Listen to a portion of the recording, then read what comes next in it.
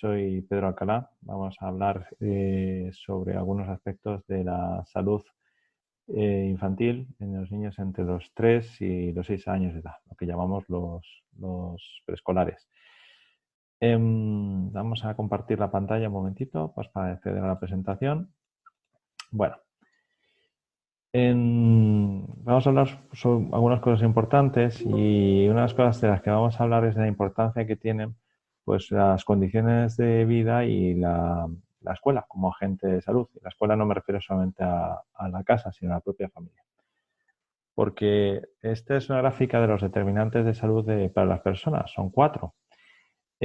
Aunque pensemos que los hospitales, las farmacias, los centros de salud son muy importantes, si se cerrasen, pues bueno, el sistema sanitario, como podéis ver, pues solamente afecta a un 11% de lo que es la salud global de la población, siendo el estilo de vida un factor muy importante.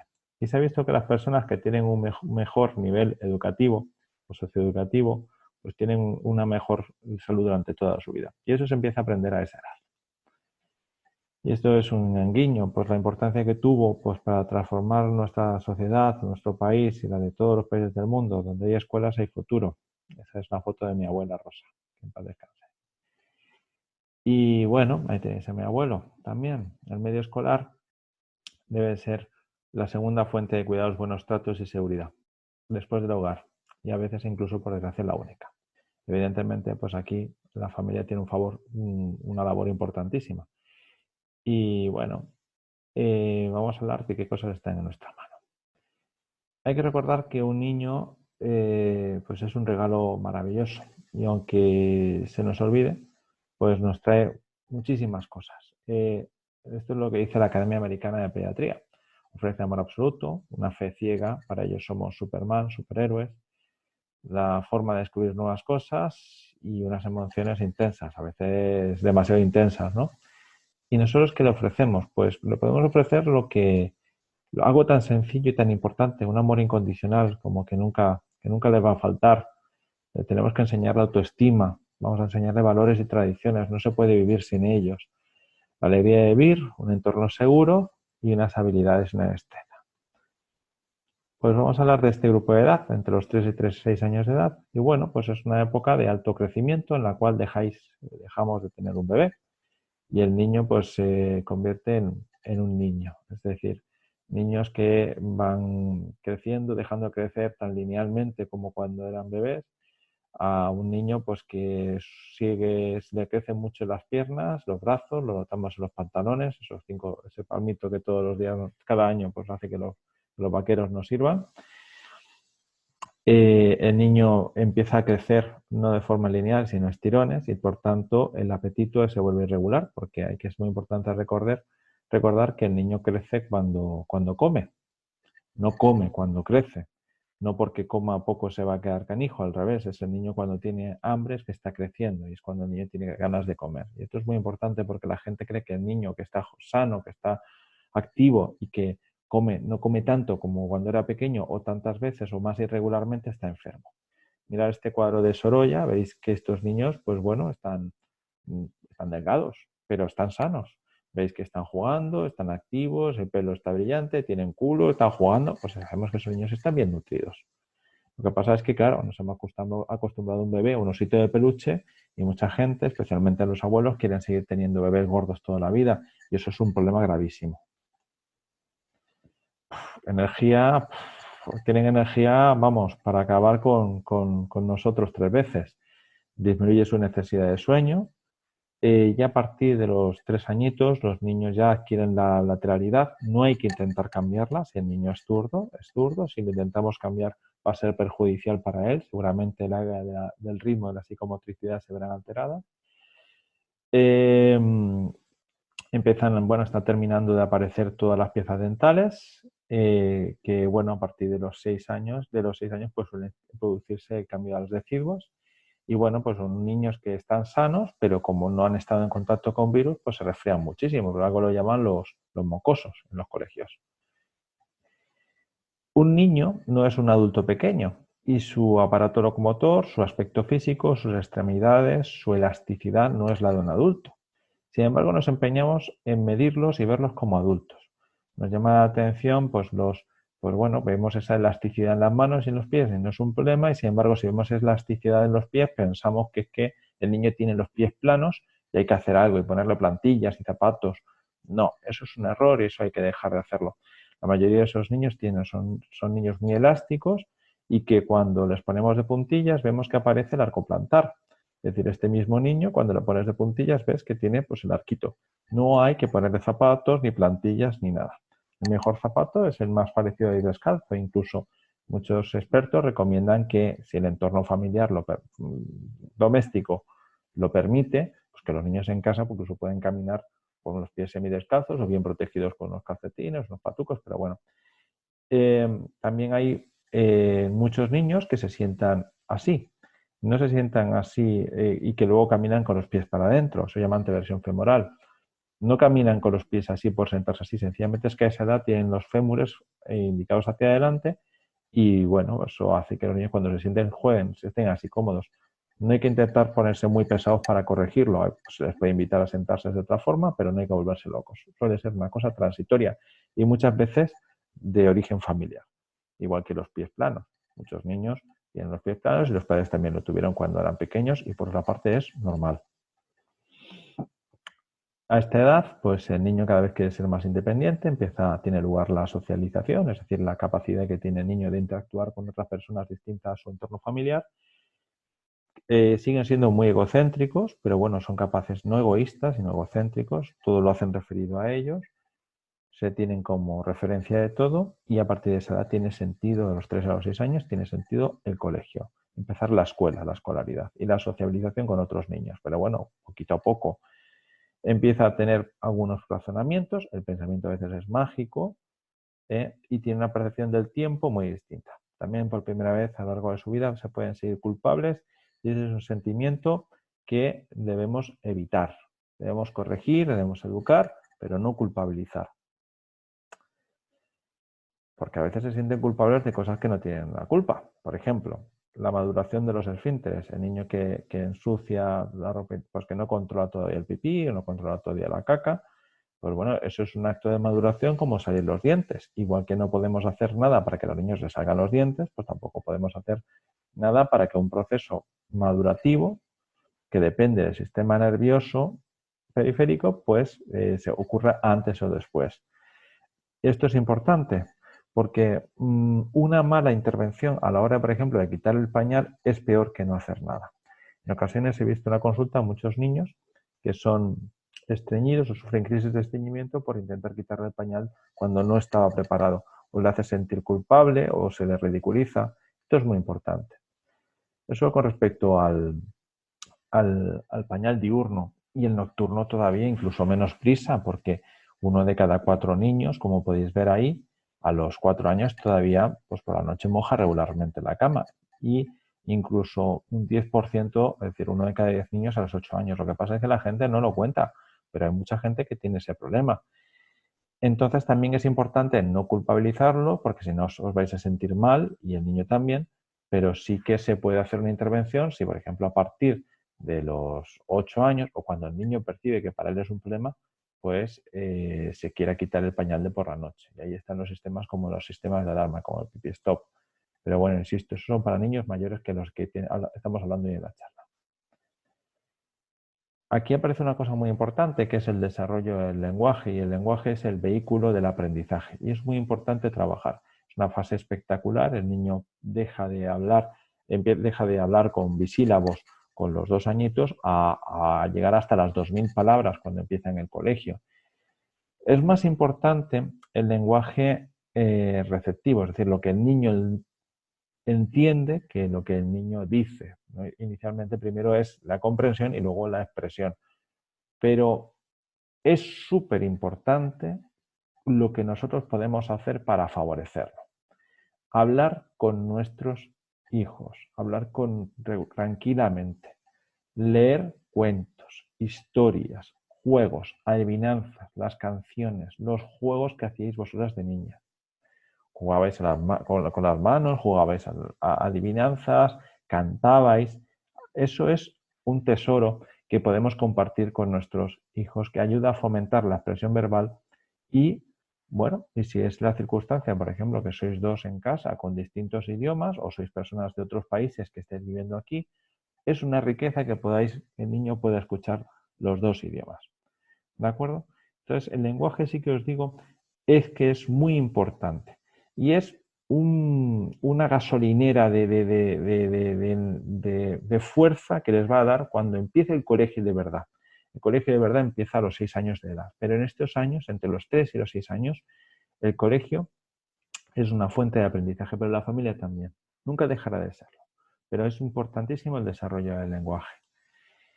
Además, a esta edad, pues bueno, la forma de hablar que tiene un niño de 3 añitos, pues hay que comprenderlo, que todavía pues el niño no utiliza adecuadamente los pronombres, incluso a veces no se les entiende bien, hasta el 50% de los vocablos son utilizados de forma incorrecta, sobre todo en la primera fase.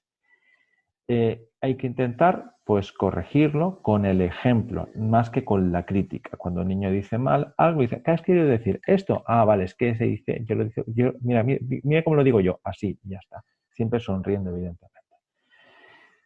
También puede aparecer en algunas condiciones el tartamudeo, muchas veces de forma transitoria. Se considera que es un tartamudeo a partir de las 6 semanas de duración. Es muy importante que, como en el tema de los pañales, pues una mala intervención es peor que no hacer nada. Y aunque se deba consultar con un especialista, con un logopeda, si el problema persiste mucho tiempo o afecta emocionalmente al niño, es muy importante tratar de minimizarlo, es decir, estar más atento a lo que el niño dice que cómo lo dice, y favorecer un ambiente tranquilo en casa. Muchas veces el tartamudeo pues indica nervios y en nervios muchas veces pues también de los propios receptores del mensaje. Por eso es muy importante fomentar la tranquilidad, ¿de acuerdo? Y no precipitar las respuestas ni sustituir las frases, lo que el niño va a decir, por lo que tú adelantarte y no permitir que el niño acabe las frases, ¿de acuerdo? También a esta edad ya sabéis que aparecen, a veces se ponen entre muchos padres, dicen, se pone un poco pesado porque no para de preguntar lo mismo, ¿y por qué? ¿Por qué? ¿Qué es eso? ¿Qué es eso? ¿Qué es eso? Cuidado, el niño está hablando con nosotros y luego echaremos de menos cuando sean adolescentes que quieran hablar con nosotros. El niño pregunta porque es una forma de entender el mundo y nos hará caso si lo que le explicamos se lo explicamos de forma sencilla y corta. Es un magnífico momento para enseñar. Hará también un caso si también, pues bueno, pues muestra interés por nuestra parte. Si estamos como el móvil y dice no me moleste, pues el niño ya va a dejar de hacernos, de preguntarnos. Y es una pena. Eso es un tesoro que se pierde. Recomiendo que si tenéis acceso a la biblioteca, por ejemplo, podéis aprender métodos de escucha activa. Aquí tienes un libro muy interesante y muy aplicable en la vida real para el buen trato de los niños. No podemos evitar comparar. Bueno, si cuando vamos al parque con los amigos, con los niños y las mamás con los niños, empezamos a comparar. El mío sabe, no deja de hacer. Cuidado, que los niños no son macetas y no florecen todos a la vez. Y aunque tengamos a comparar, es un acto totalmente injusto, porque puede producir una percepción de infravaloración o sobrevaloración de los niños. Además, unos niños que están en fase de desarrollo, igual que la aparición de los dientes no es mejor ni peor que te aparezcan antes o después, sino en un intervalo de normalidad, tampoco es mejor o peor que el niño empiece a caminar antes o después, si da dentro de su intervalo, igual que ese hito del desarrollo, todos los demás. Y eso hace que a veces se sobrevaloren algunos niños muy simpáticos, muy habladores, que en el colegio digan es un fuera de serie. Sin embargo, otros niños pues están más callados, observadores, que dicen que son pobres en las relaciones. A lo mejor ese niño tiene una capacidad de atención fantástica. Por eso, cuidaros mucho de las comparaciones entre niños, ¿vale? Y bueno, los niños de esta edad son como una ola, como la canción de la Rocío Jurado. A veces el mismo niño pasa de ser un niño encantador, amoroso, a un niño que en 10 segundos empieza a llorar y sacarlos de quicio. Y esto es muy importante porque, bueno, aquí se producen pues una serie de contradicciones para el propio niño. Quiere ser independiente, pero sigue siendo muy dependiente de sus padres. quiere controlar está aprendiendo a controlar sus impulsos, pero es la época con más rabietas. También está aprendiendo las normas y los límites, pero a veces quiere saber si puedo o no puedo. Y a veces cuela o no cuela. Y a veces pasan de ser muy alegres a una cólera destructiva, el mismo niño. Por eso los queremos tanto, porque son tan vidilla, ¿verdad? Entonces, además, se produce una época en la cual el niño todavía no puede expresar bien todo lo que quiere. Y bueno, luego esto es muy importante, pues bueno, corregirlo de dos formas. Uno, mediante el juego y el lenguaje, para aprender que él aprenda a decir lo que dice y lo que piensa, y luego tener unas expectativas adecuadas. A veces, pues los padres nos enfadamos mucho con los niños, pero es que estamos pidiéndole cosas que no cumplimos ni nosotros. A esta edad, pues bueno, son las queridas rabietas que tanto vienen. Pero bueno, las rabietas lo que persiguen son dos cosas. Uno, que les prestemos atención y dos, que dejemos de hacer lo que estábamos haciendo para hacerles caso. Muchas veces no persiguen en algo en particular. Si dame galletas, no, deja lo que estás haciendo para darme galletas. O yo quiero ser el centro de la atención.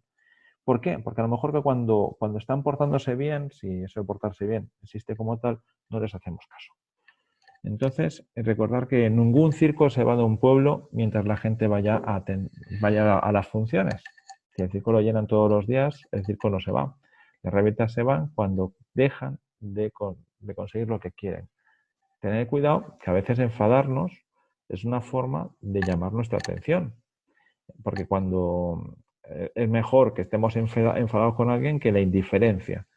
Y a veces los padres somos indiferentes de nuestros hijos. Y eso es duro para ellos. Por eso, hacerles caso cuando se están portando bien, cuando están tranquilamente. Dejamos lo que estamos haciendo, dejamos el ordenador, el móvil, y nos acercamos mientras están jugando solos. Y digo, ¿qué estás haciendo? ¿Cómo me gusta? Les tocamos, les apoyamos, les sonreímos.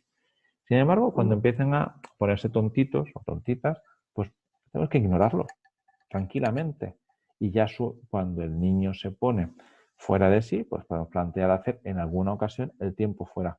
Lo que está claro es que lo que no hay que hacer, pues es perder los papeles, perder los nervios, aunque es muy fácil decirlo y muy difícil de cumplirlo, pegarlos, ridiculizarlos, culpabilizarlos, decirles eres malo. Cuidado con eso. No lleva a ninguna parte, no educa y lo único que hace es desahogarnos durante 10 segundos para estar todo el resto del día disgustados con nosotros mismos por haber perdido el control. ¿Vale? Y esto es muy importante. Los niños necesitan, tanto como la comida y como la ropa y como las vacunas y como la seguridad, límites. Los límites, el que da límites es señal de que te preocupas por esa persona. Educar es amar. Y es muy importante porque los niños que en los primeros años no han tenido límites y se han sentido poderosos, son luego personas mucho más infelices.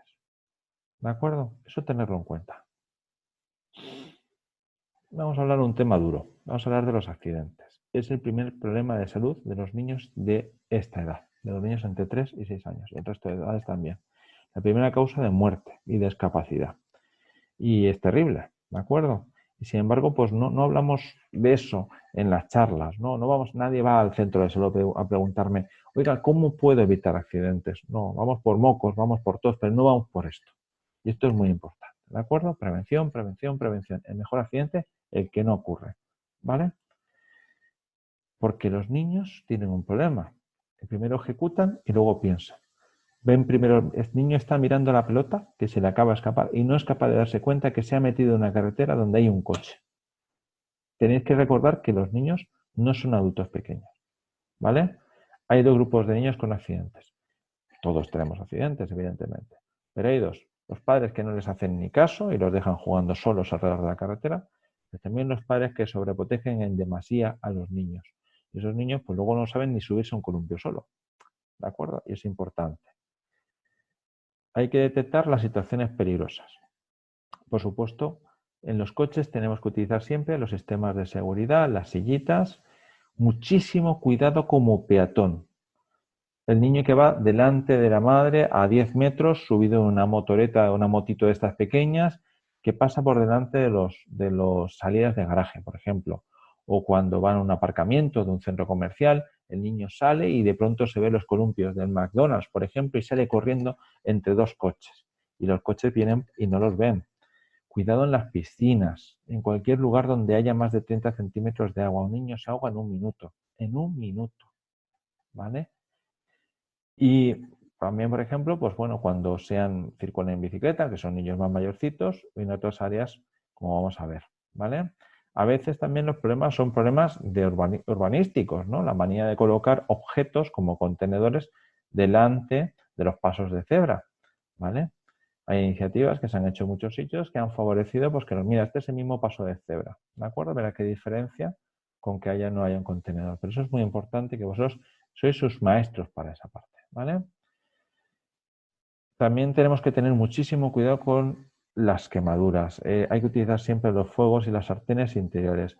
Los que tomáis té, cuidado con el té, por favor. No podéis imaginar la cantidad de quemaduras por líquidos, escaldaduras que atendemos en el hospital y son muy graves muchas veces.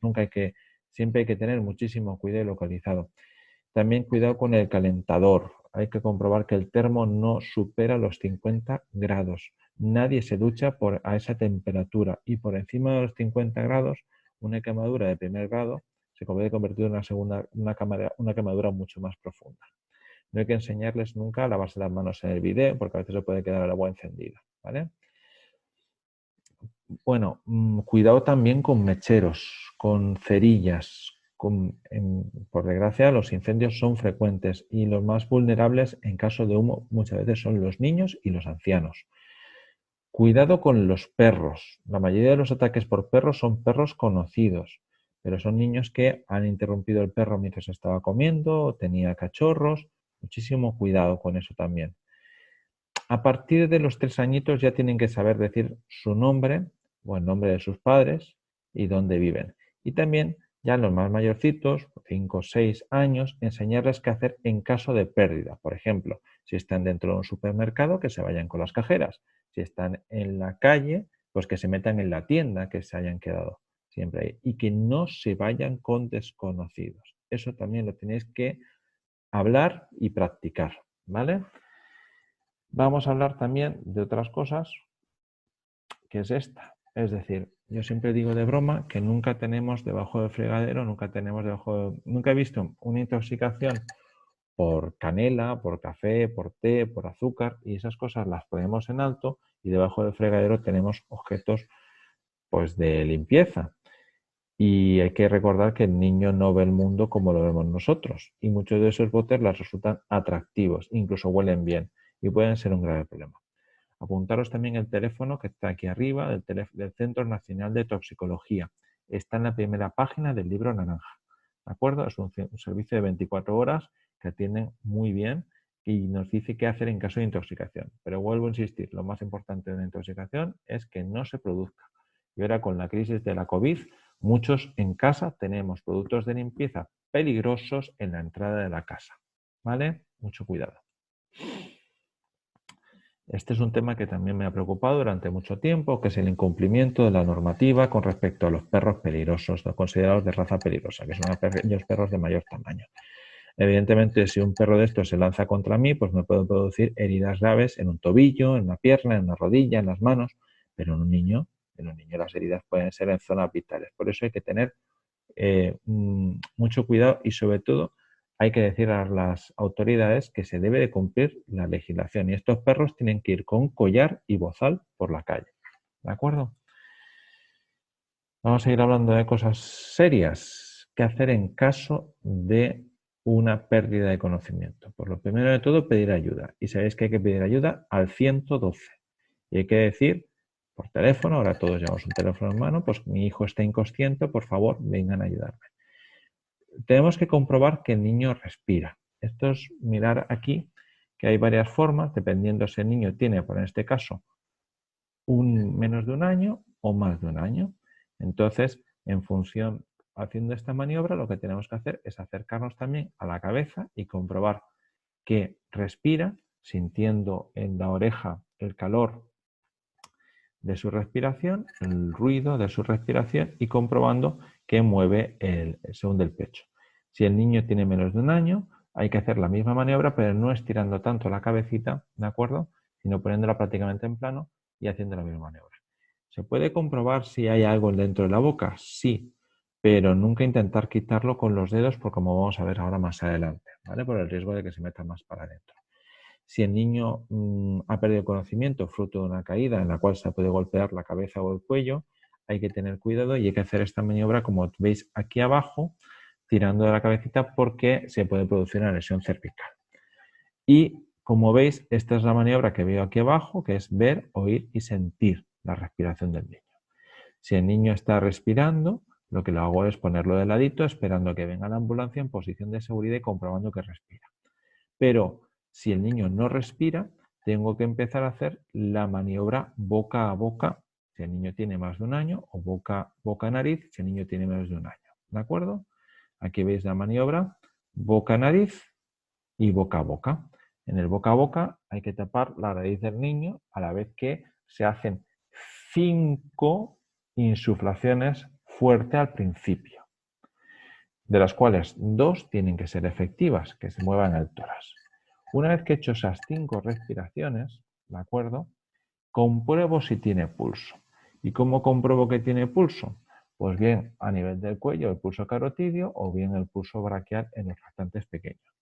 Si no tiene pulso o no lo consigo detectar o va muy lento, más lento que las agujas del reloj, ¿de acuerdo? Tengo que empezar a hacer un masaje cardíaco. Entonces, esto se hace en función de la persona, pues con 2 manos, como veis aquí, si es un adulto o un niño mayor, con una mano, si es un niño entre los 2 y, entre los 2 y los 6 añitos, o 2 dedos en los niños más pequeños, ¿de acuerdo? Se colocan los dedos sobre el esternón, ¿de acuerdo? El esternón, ¿de acuerdo? Entre los dos pezones, a nivel del pecho, y es donde tengo que hacer la presión. Y siempre, siempre, siempre, esto es importante, sobre una superficie dura. No puedo hacer el masaje cardíaco en una cama, por ejemplo, porque no sería efectivo, ¿vale? Cojo al niño o al adulto y lo pongo en el suelo, si no tengo otro lugar donde apoyarme, o encima de una mesa, ¿de acuerdo? ¿Con qué frecuencia tengo que hacerle?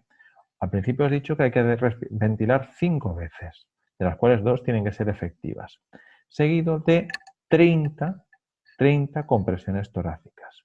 Y voy cambiando cada 30 compresiones 2 respiraciones. 30, 2. 30, 2. ¿De acuerdo? Cuando pase un minuto volveré a pedir ayuda. ¿Vale? Hay vídeos muy útiles sobre esto. Yo se los pasaré a las compañeras de Caritas por si estáis interesadas, ¿vale? Y este es otro susto gordo que va a hacer en caso de atragantamiento. Evidentemente, el mejor atragantamiento es el que no se produce. Por eso no hay que dar frutos secos a los niños pequeños, que es uno de los principales accidentes que se suele producir por este alimento. Pero también por juguetes, uvas o algunos alimentos. Tampoco hay que darle de comer a los niños en el parque, mientras están tirando el tobogán, que yo a veces veo a las madres con el trozo de bocadillo cuando bajan del tobogán y le dan un trocito. No, se come sentado y luego se juega. ¿De acuerdo? Vale. Me puedo encontrar con un niño que de pronto muestra signos de que no puede respirar. Primero de todo, pedir ayuda, llamar al 112. Si el niño puede respirar o está con la cabeza así tiesa, pero puede respirar, lo dejo. ¿De acuerdo? Si el niño lo invito a toser, no le golpeo la espalda, ¿de acuerdo? Y si veo que el niño deja de respirar y no puede respirar bien, pues primero de todo puedo examinar la boca. Pero insisto, nunca hago un barrido a ciegas. Si hago un barrido a ciegas, esa uva la voy a meter todavía más para adentro y va a ser más difícil extraerla. ¿Vale?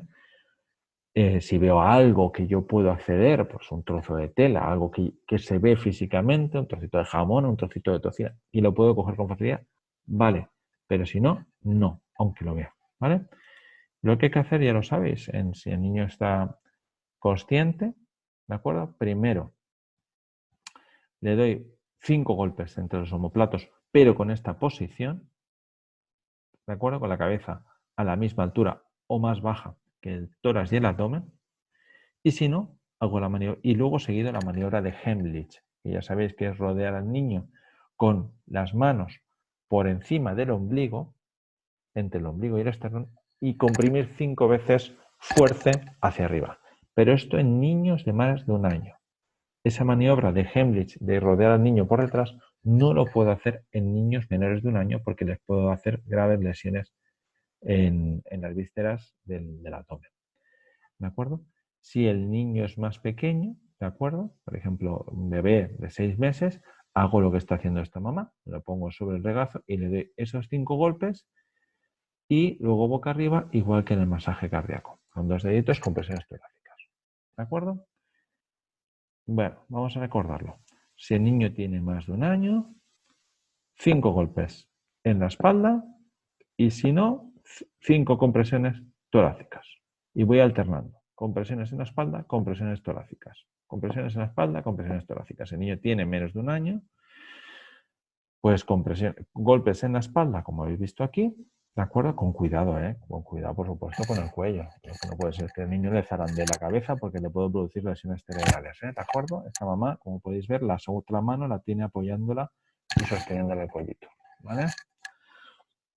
Y si no puedo con eso, pues masaje con compresiones torácicas. Y si la persona pierde la conciencia, pues hago masaje cardíaco, como habéis visto antes, junto con respiraciones, hasta que se eficaz. Bueno, hemos hablado de un tema que es un poquito preocupante, pero es muy importante. Vamos a hablar de otro tema quizá menos agobiante, pero también muy relevante, que es la alimentación. Bueno, a esta edad muchos padres, muchas madres se preocupan porque el niño no come, pero no come muchas veces la cantidad que la madre quiere y los alimentos que el niño quiere. Hemos dicho que es una época en la cual, aunque hay mucho que siguen creciendo a lo largo, no ganan apenas peso y es lo normal, ¿vale? Entonces el niño no tiene que llenar tantas veces de gasolina el depósito.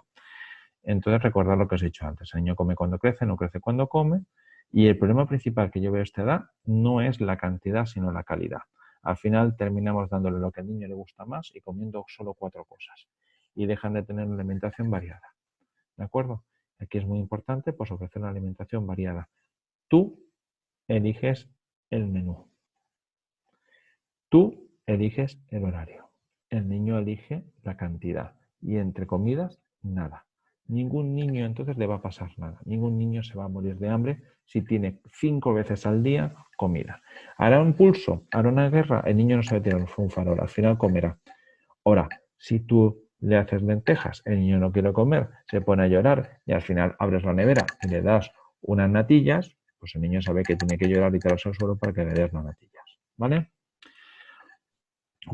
Porque además, paradójicamente, muchos niños que han sido malos comientes, pues por estos problemas acaban teniendo un problema de obesidad infantil que les va a condicionar el resto de su vida en el 80% de los casos. Aunque, ¿de acuerdo?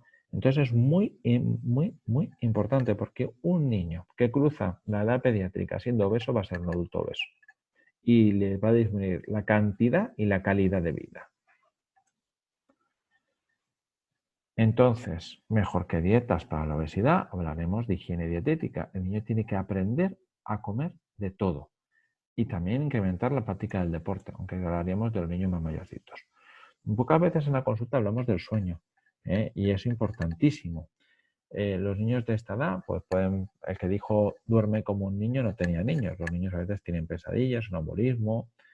Bueno, eso es normal. Terrores nocturnos. Hay que garantizar que el niño duerma suficiente, más que nosotros. Hay que evitar la exposición a pantallas antes de acostarse. Duermen muchísimo peor, ¿de acuerdo? Y vigilad, bueno, que un niño de 3, 6 años ronque es normal. Lo que no es normal es que aparte de roncar tenga apneas del sueño. Es decir, el niño que se ahoga, el ronquido de forma habitual, eso es malo para el desarrollo de su cerebro y para el aparato cardiovascular. Por eso, si lo detectáis, tenéis que consultar con el pediatra, ¿de acuerdo? Porque a lo mejor en ese caso hay que hacer una prueba de sueño en el hospital. Ya que han salido las pantallas. Bueno, antiguamente era la televisión el problema, ahora ya son los móviles y las tablets. No es normal que un niño en época de juego o de desarrollo esté 24 horas o 23 horas conectado a una pantalla. Eso es un día entero de la semana. Incluso si le quitáramos el sueño, es una barbaridad. Tampoco es bueno que un niño los contenidos que pueda acceder por las pantallas. No podéis imaginar la edad a la que algunos niños se exponen a cosas que no deberían ver quizá el resto de su vida, pero desde luego nunca, nunca, nunca un niño. ¿De acuerdo? No deben de tener tele en su habitación, no deben de tener el móvil a su acceso continuamente. Si hay que ver la tele, pues se ve, pero se tiene que ver en familia. Y recordar también pues, su relación con la obesidad y que también se ha visto que los niños que se exponen pequeños, que se exponen demasiado pronto a pantallas, tienen problemas de atención. Y se ha relacionado con niños que en un futuro pueden tener déficit de atención y hiperactividad. Por eso es tan importante buscar alternativas. Claro, el niño ve la tele porque no tiene otra cosa que hacer, porque en esa casa no se hace otra cosa. Pues eso ya es nuestra responsabilidad. Y recordar también el problema de los ordenadores y las tablets y los móviles con los delincuentes sexuales que están frotándose las manos de tener acceso a tantos niños, que por desgracia pues están al otro lado del teléfono móvil desconociendo quién está, que el que le está siguiendo es, es el demonio. ¿Vale? Así que muchísimo cuidado. Claro, es que es el problema también. El niño hace lo que ve en su casa y lo que hacemos sus padres. Nos quejamos que los niños leen poco. Nos quejamos de que los niños ven demasiado la tele. ¿Y nosotros qué hemos hecho este fin de semana? Mirar, esto es el informe PISA que relaciona pues, los países donde más se lee y las mejores notas. Y mirad cómo España pues no estamos muy bien, ¿de acuerdo? Y es que un hogar medio español dedica 2.000 euros al año, ¿de acuerdo? Muchas veces viendo todo para ver tele, para ver el móvil. ¿Cuánto gastamos en libros, revistas, en educación? Cuidado con eso, ¿vale? Y cuidado que leer no es cosa del colegio, cosa nuestra. El niño el fin de semana va a estar en nuestra casa, por la tarde va a estar en nuestra casa, ¿vale? Bueno, frente a estas pantallas hay que enfrentarse a los problemas y salirse y recordar que los cuentos, los libros, son una oportunidad de aprendizaje, no tiene efectos secundarios. Ojalá yo tuviera una medicina en el hospital que no tuviera ningún efecto secundario. Y la lectura en familia, por tu madre leyéndote un libro en la cama, por favor, es que eso es lo mejor que hay en la vida. Entonces, además, el niño eso no lo va a olvidar nunca, que su madre estaba allí leyéndole un cuento todas las noches, o su padre, ¿de acuerdo? Yo eso no lo voy a olvidar nunca, y mis hijas yo creo que tampoco. Muy bueno, muy importante. Y además que tenemos magníficos recursos. Aquí en San Vicente tenemos 2 bibliotecas magníficas, una destinada solamente a población infantil, que ya sabéis que está en la plaza del ayuntamiento, y otra más grande que está en el Huerto de los Leones, cerquita del Mercadona de la calle Ancha, ¿de acuerdo? Que tiene una planta baja, que tiene una librería infantil que ya la querrían, vamos, en Suecia. Así que está a nuestra libre disposición y además muy bien adaptada. Yo creo que, vamos, os invito a que los niños, vuestros hijos, hagan uso de ella en esta edad, entre los 3 y los 6 años. Para ellos es maravilloso, ¿vale? Y luego, pues otra cosa importante, el materialismo y cómo empezamos a enseñarle que las cosas no son tan importantes como las personas. Pues bueno, más juego y menos juguetes. Ahora bien las navidades, pues una cosa importantísima. Y enseñarles a ser, no en tener, ¿vale? Muy pobre eso, si no. También hay que favorecer que los niños sean cada vez más independientes. Los niños hay que aprender a diferenciar esto que estoy hablando aquí, el vínculo y la dependencia. El vínculo es pues la seguridad que tiene el niño de que su madre pues está ahí detrás, pero la madre que le ha enseñado a explorar el mundo, a buscar los límites, a hacer las cosas por su cuenta y pasito a pasito el niño se va haciendo independiente. Amará y querrá a su madre y a su padre como a nada en el mundo, pero él vivirá su vida finalmente. Eso es a lo que estamos destinados. Y eso es lo contrario de la dependencia. Hacer el niño pues un esclavo en una jaula de oro, como veis ahí. No, yo te lo hago, yo te hago la cama, yo te hago los deberes, yo te hago. Tú no, pobrecito. Eso no es proteger, eso es maltratar a los niños. No, eso es impedir su gran proyecto como persona. Y tener cuidado porque la diferencia entre estas dos cosas a veces no está tan clara. Nos quedan muchos temas por hablar, ¿de acuerdo? Pues bueno, las peleas entre hermanos, las separaciones, el divorcio, pues la convivencia dentro de casa, la muerte de un familiar, las responsabilidades, la persistencia de los hábitos, chuparse el dedo, por ejemplo, los niños que no se quieren acostar, los niños que pegan, las vacunas, el niño que se pone siempre muchas veces malo, ¿de acuerdo? Los miedos, los tics. Eso, si queréis, ya lo dejamos para otras charlas, ¿de acuerdo? Y finalizo pues con 2 lecciones importantes que creo que son fundamentales a esta edad y al resto de la vida. Enseñar que las cosas cuestan algo y que no siempre se pueden seguir con la suya. ¿De acuerdo? Muchísimas gracias por todo.